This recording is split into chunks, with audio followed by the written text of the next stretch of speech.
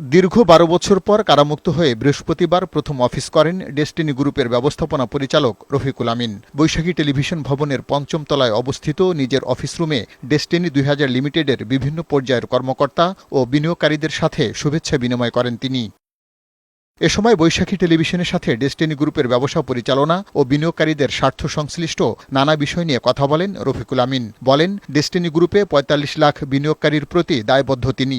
জানান, গত ১২ বছরে জেলখানায় বন্দী থাকায় অংশীদারদের দেয়া প্রতিশ্রুতি পূরণ করা যায়নি। এখন বিনিয়োগকারীদের পাওনা টাকা ফেরত দিয়ে নতুন উদ্যমে ব্যবসা শুরু করা হবে। আমরা তো গুড ফেইথে উদ্যোগ নেব। আমরা তো মামলা করছে ও আদালত বলছে সে কারণে না, আমরা নিজের থেকে অব্লিগেশনে ফিল করতেছি যে এখানে কয়েকশো কোটি টাকা আমাদেরকে যোগান দিয়ে কিছু লোকের বাঁচায় রাখতে হবে, কারণ তারা বাইচা থাকলে আমাদের ব্যবসা হবে।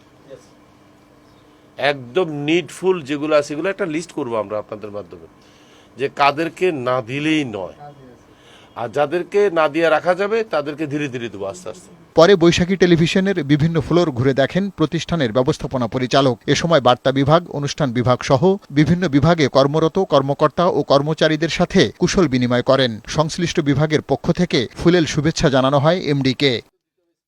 এ সময় আগামী দিনে আরও মানসম্মত অনুষ্ঠান ও বস্তুনিষ্ঠ সংবাদ পরিবেশনের মাধ্যমে বৈশাখী টেলিভিশন সবার সেরা হয়ে এগিয়ে যাবার প্রত্যাশা জানান। এটাকে বানাইতে হবে অনেক ভালো টিভি, সেখানে কোনো কম্পিটিশন নাই। বৈশাখী টিভি কম্পিটিশন করবে তার নিজের সাথে, যে কত ভালো হওয়া যায়, কত বেটার অ্যান্ড বেটার এভরিডে, তাই না? আমি তো মনে করি আপনারা যদি একটা ফ্যামিলির মতো থাকেন, আপনাদের কেউ কিছু করতে পারবে না।